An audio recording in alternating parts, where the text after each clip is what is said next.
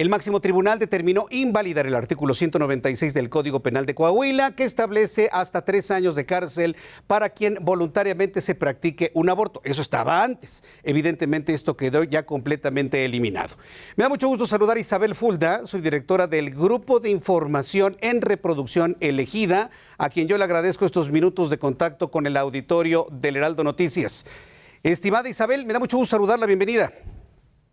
Hola, ¿qué tal? Jesús? Mucho gusto en saludarte también y muchas gracias por la invitación. A ver, platíquenos, ¿en qué consiste lo que ocurrió hoy en la Suprema Corte de Justicia de la Nación y cuáles son los derechos que se suman a las mujeres luego de la discusión intensa que desde ayer hemos informado a través del Heraldo? Pues así como dices, fue una sesión muy intensa el día de ayer y el día de hoy, pero también muy histórica y muy trascendente por las implicaciones de todo lo que se dijo y de la decisión en general.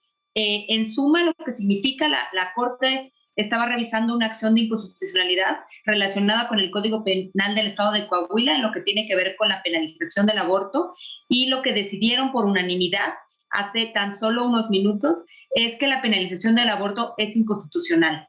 Entonces, esto es enorme, es histórico, no tiene ningún precedente anterior, y lo que significa es que a partir de ahora, entonces ya penalizar a una mujer o una persona que se de gestar por el delito de aborto será inconstitucional en todo el país.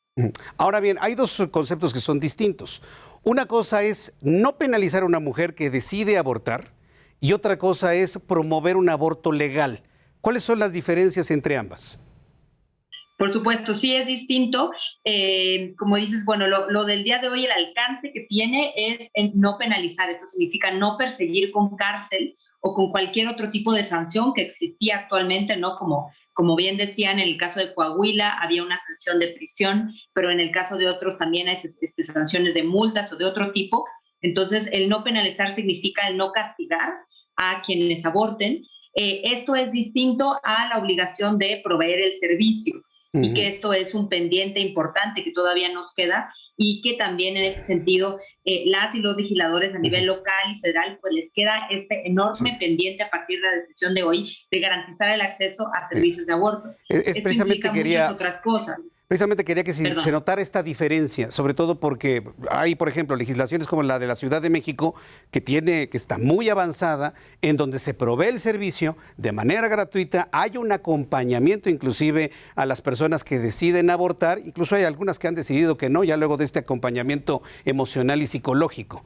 Entonces, una cosa es esto y otra cosa es que no se le penalice a alguien que decide abortar. Ahora, cuando esa decisión es de abortar y no se le va a penalizar, ¿es inclusive a través de vías no legales o a través de clínicas clandestinas? ¿Cómo se va a definir eso o solucionar ese problema?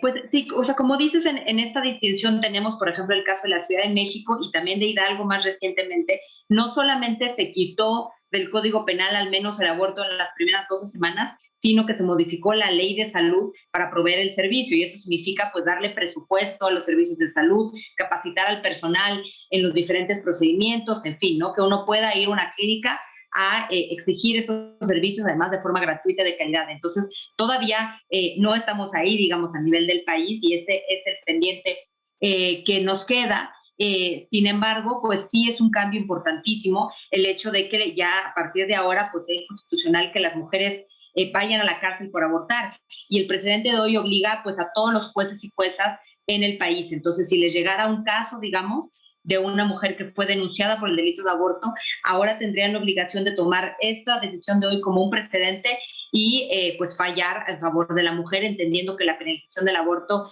es una forma de violencia de género y de discriminación. Entonces, no es suficiente todavía.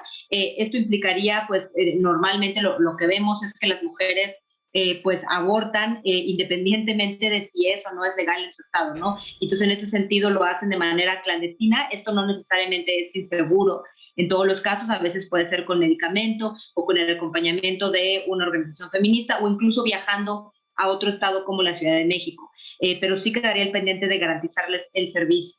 ¿Cuál sería entonces, para concluir, cuál sería el camino para poder proveer de ese tipo de seguridades? Porque, insisto, una cosa es no penalizar y otra cosa es llevar un acompañamiento en donde se tome pues, una decisión perfectamente informada.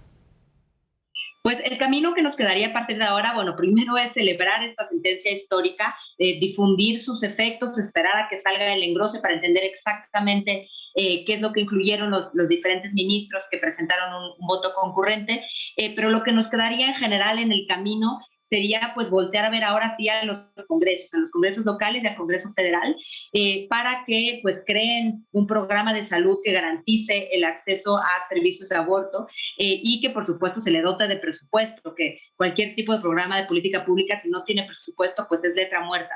Entonces ahora lo que toca, digamos, el Poder Judicial ya tomó esta decisión importantísima y ahora lo que toca es que con base en estos mismos argumentos, pues el legislativo pueda también, de la mano con el Poder Ejecutivo federal y locales, pues proveer estos servicios. Sí, asunto que se me antoja complicado en el corto plazo, sobre todo porque precisamente es el problema que tenemos en México, ¿no? De pocos presupuestos, no hay mucho dinero precisamente ahora que estamos saliendo, tratando de salir de la pandemia. Pero bueno, entendemos entonces que esto se considera como un paso importante en la no criminalización de las mujeres que deciden libremente abortar.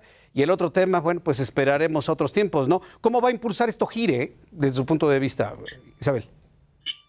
Pues en términos de implementación, que sin duda siempre es retador en este país, no solamente ahora con la pandemia, sino en todos los sentidos, pues sí, trabajar de la mano también con organizaciones locales que se encuentran organizadas desde hace mucho tiempo también para dar seguimiento. Esto lo estamos viendo en el caso de Hidalgo, por ejemplo, ¿no? Se despenalizó hace unos meses tan solo el aborto, pero todavía falta ese largo camino pues de proveer los servicios y esto se ha ido dando de la mano con la Secretaría de Salud local y las organizaciones y las mismas personas y el personal de salud. Entonces, el camino es largo, pero existe ahí el interés del movimiento feminista, de las organizaciones y de muchas personas aliadas en diferentes posiciones de toma de decisión que están ahí, que han estado ahí siempre pues para acompañarlo, ¿no? Muy bien, pues ha sido muy interesante toda esta explicación. Me quedo con esta diferenciación de las cosas, porque luego de manera mediática, o bueno, el público entiende una cosa por otras, y yo creo que este es un primer paso de muchos otros que se tendrían que dar en este camino. Yo agradezco mucho a Isabel Fulda el que me haya tomado la comunicación el día de hoy. Muchas gracias por el espacio. Muchas gracias, hasta pronto. Hemos conversado con Isabel Fulda, quien es subdirectora de GIRE, quien nos ha hecho una explicación pues muy concreta de lo que implica, de las implicaciones, del significado de lo que hoy aprueba la Suprema Corte de Justicia de la Nación. Verónica Macías se encuentra en las inmediaciones de la Suprema Corte de Justicia de la Nación, donde se realizan protestas ante la resolución de la despenalización del aborto. Adelante, Verónica, me da mucho gusto saludarte, pero al mismo tiempo aprovecho para darte la más cordial bienvenida a nuestra familia, a nuestro equipo de trabajo.